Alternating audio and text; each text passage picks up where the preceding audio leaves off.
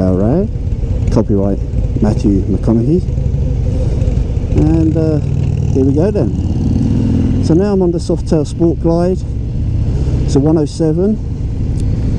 And this is a interesting bike because it's got a little low cockpit fairing which is quick detach, and it's got panniers which are quick detach as well. So you can turn it very quickly from a boulevard cruiser to a kind of a mini tourer. You know, it's never going to be an electric glide in terms of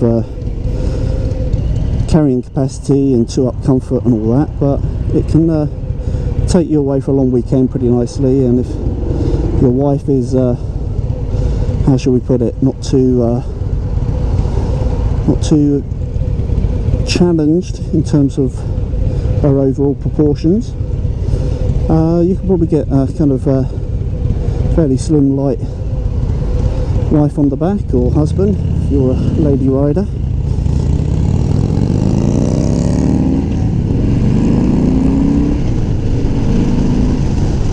I really instantly like the feel of this thing. It feels kind of cheeky and lively. It feels instantly kind of more manoeuvrable than the Fat Bob and the Fat Boy, which both have kind of oversized tyres for show, for fashion. And this steers much more less effort.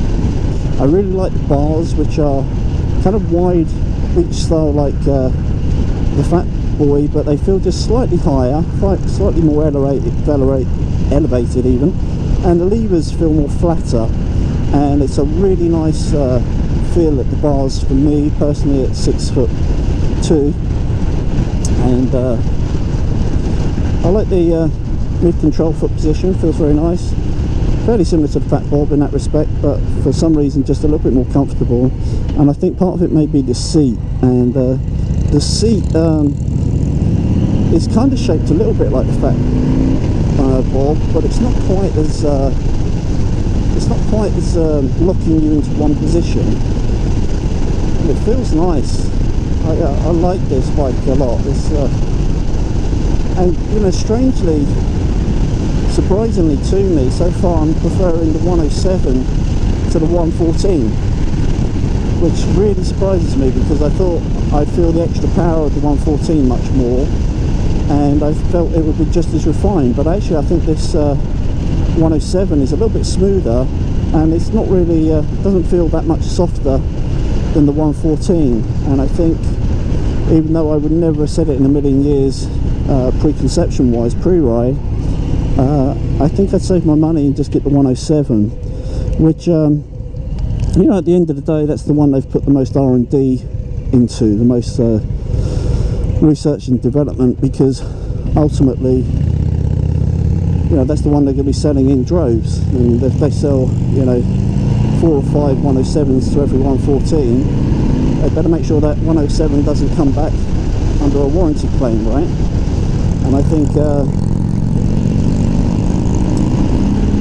that's no bad thing at the end of the day. Oh, she got some go. She got some go, girl. Pleasant surprise. You to get up and go. Now, of course, if you're coming to this from a Japanese motorcycle and you're thinking, oh my god, it's got, you know, 1800 blah blah cc, and whew, it seems big, it's going to go like a rocket. Well, kind of yes and no. It'll accelerate with the best of them up to kind of 30-40 miles an hour, and the mid-range roll-on is pretty strong. Feels you know, looks, sounds, feels much faster than it actually is, but it goes okay. There's no questioning that.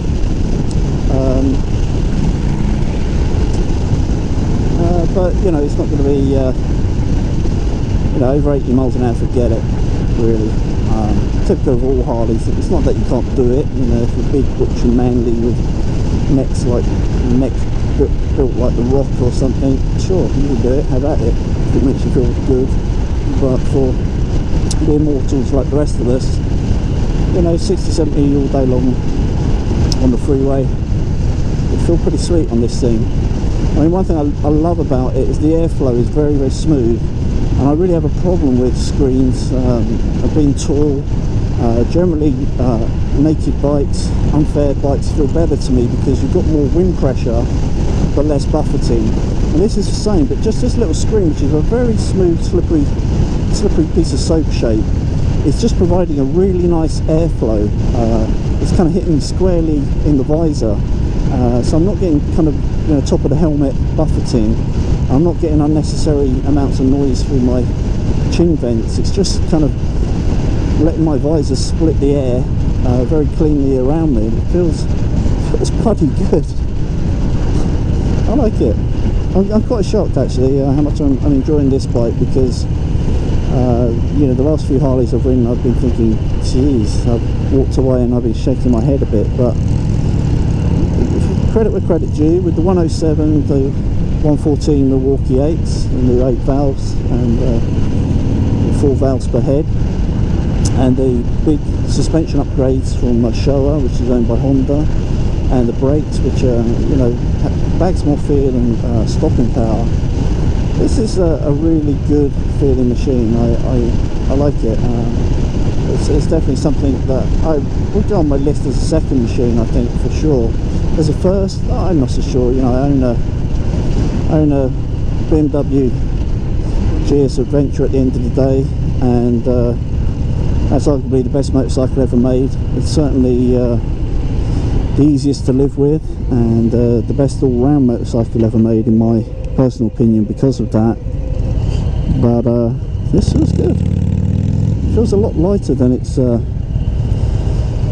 brochure weight, that's for sure. It really does feel feels lighter than my GS Adventure, which tops out, I think, about 260 kilo, 2.2 pounds per kilo, if you want to work that out. So we're talking, I don't know, 530, 40 pounds for my GS Adventure. But this thing is carrying its weight so low, and importantly, the most important thing on the bike is how well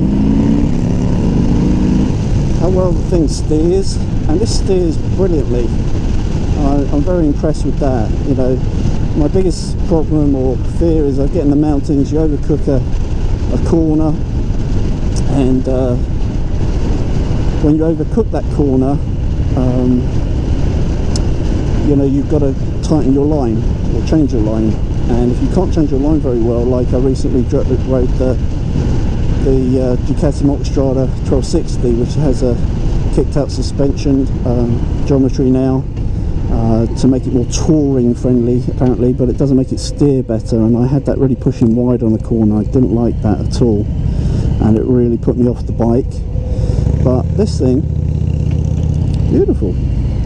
You know, within remit.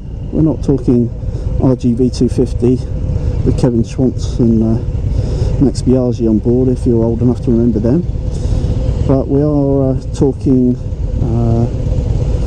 you know, very, very tidy by Harley standards, and actually very tidy by anyone's standards. The bike doesn't require much counter steering to steer. The bars feel very stable, and the front and the rear end really complement each other.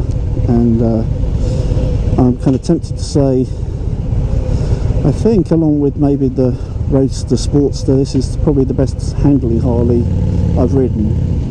And the Sportsters aren't practical enough for me, even as a second bike really, the 48 and the Roadster. But this certainly is. I could live with this. This is this kind of suits me, fits my frame well, and it's very enjoyable. It's nice to ride. It's good.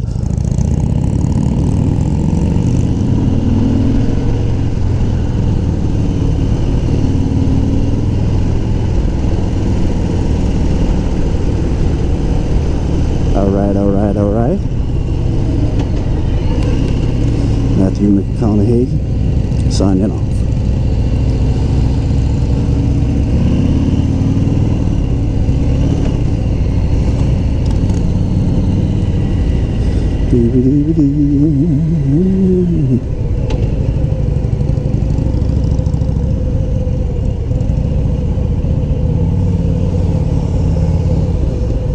That's my favourite. I love that.